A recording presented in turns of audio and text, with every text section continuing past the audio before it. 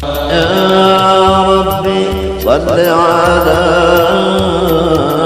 محمد وافتح من الخير قلنا ولا.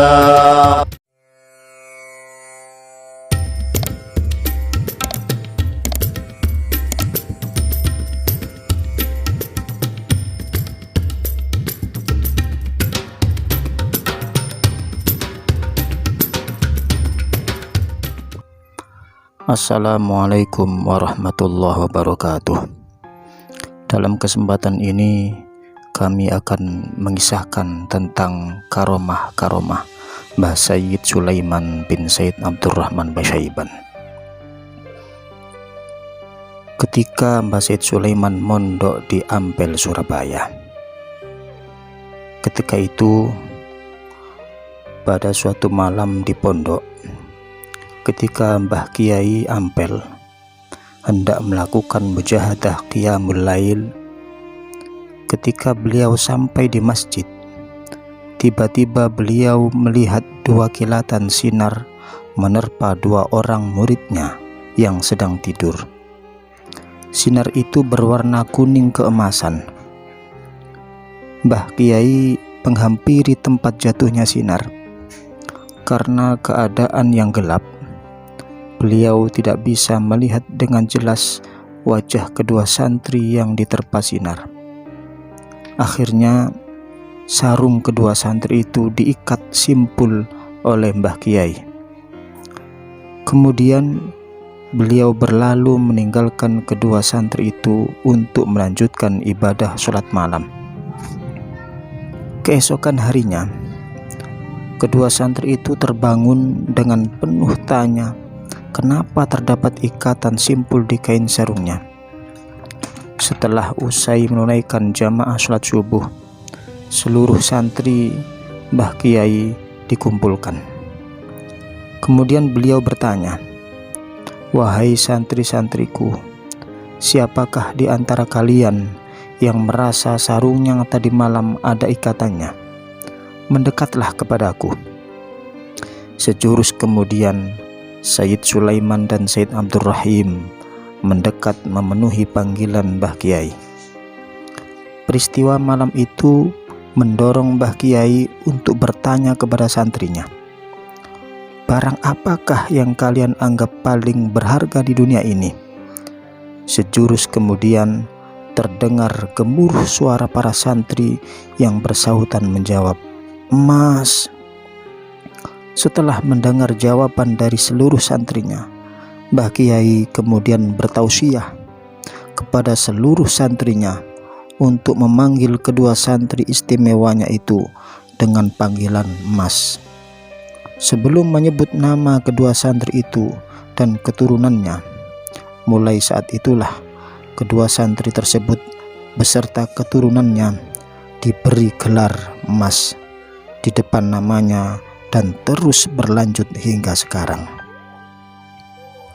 Setelah Mbah Sayyid Sulaiman nyantri di Ampel, Surabaya, Mbah Sayyid Sulaiman dan Mbah Sayyid Abdurrahim, sang adik, menuju Pasuruan untuk nyantri kepada Mbah Soleh Semendi di Segoropuro, Pasuruan. Setibanya di Pasuruan, mereka diajak mandi ke Sungai Winongan oleh Mbah Soleh Semendi, gurunya.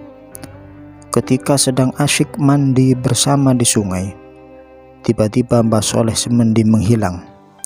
Kejadian ini terulang sampai 2 kali. Mbah Sayyid Sulaiman mempunyai firasat bahwa Mbah Soleh Semendi bermaksud mencoba kesaktian dirinya. Kemudian kedua kakak beradik itu berunding, jika nanti Mbah Soleh sedang mandi, teklek beliau dipegang bersama-sama. Teklek itu klompen atau alas kaki zaman dahulu. Agar Mbah Soleh tidak bisa menghilang, kemudian keduanya memegang teklek Mbah Soleh dengan mengerahkan kemampuan menghilang. Tapi Mbah Soleh Semendi tahu bahwa yang memegang tekleknya itu adalah Sayyid Sulaiman dan Sayyid Abdurrahim. Jangan begitu, "Lepaskan teklekku," pinta Mbah Soleh. Setelah kejadian itu, Mbah Soleh mengakui akan kesaktian dan kealiman dua bersaudara itu. Banyak kisah-kisah ajaib yang terjadi antara Said Sulaiman dengan Mbah Soleh. Pada suatu hari, Mbah Soleh Semendi hendak bepergian. Sebelum pergi, beliau berpesan kepada semua santri agar halaman dibersihkan selama kepergiannya. Ketika beliau pergi, semua santri termasuk Said Sulaiman mengadakan kerja bakti. Lagi-lagi Said Sulaiman membuat keajaiban. Ia mencabuti pohon-pohon besar hingga bersih total. Datang dari bepergiannya, Mbah Soleh terkejut melihat pohon-pohon besar yang sudah bersih dicabuti. Setelah tahu bahwa yang mencabut adalah Said Sulaiman, Mbah Soleh memerintah agar pohon-pohon itu dikembalikan seperti semula. Dengan izin Allah, pohon-pohon tersebut berhasil dikembalikan lagi oleh Said Sulaiman. Sejak kejadian itu, berita tentang kesaktian Said Sulaiman tersiar ke seluruh penjuru Pasuruan.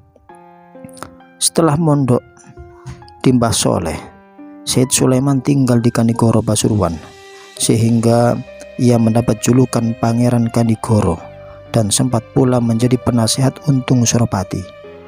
Untung Suropati adalah tokoh terkemuka Pasuruan dan tercatat sebagai pahlawan yang berjasa mengusir penjajah Belanda dari Pasuruan. Berita kesaktian Said Sulaiman juga terdengar oleh Adipati Pasuruan. Adipati Pasuruan tidak percaya, bahkan seringkali ia melecehkan kesaktian Said Sulaiman.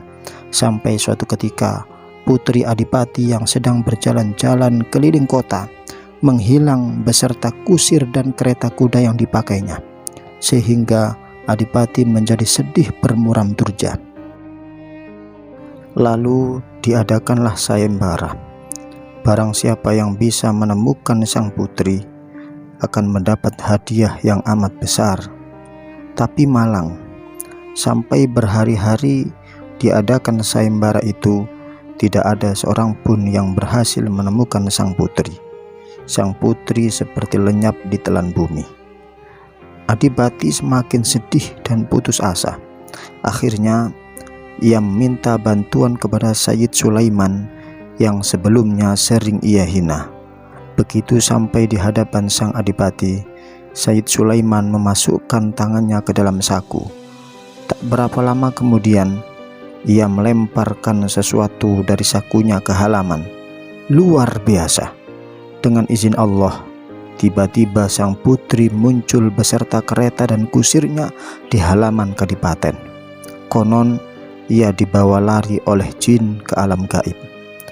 Melihat putrinya kembali, Adipati menjadi gembira dan meminta Said Sulaiman menikahi putrinya sebagai ucapan terima kasih atas jasanya itu. Namun Said Sulaiman menolak. Ia lebih memilih tinggal di Kanigoro. Tidak lama kemudian ia diambil menantu oleh Mbah Soleh Semendi, gurunya. Wallahu a'lam bishawab. Semoga bermanfaat. Mohon maaf atas segala kekurangan. Wassalamualaikum warahmatullahi wabarakatuh.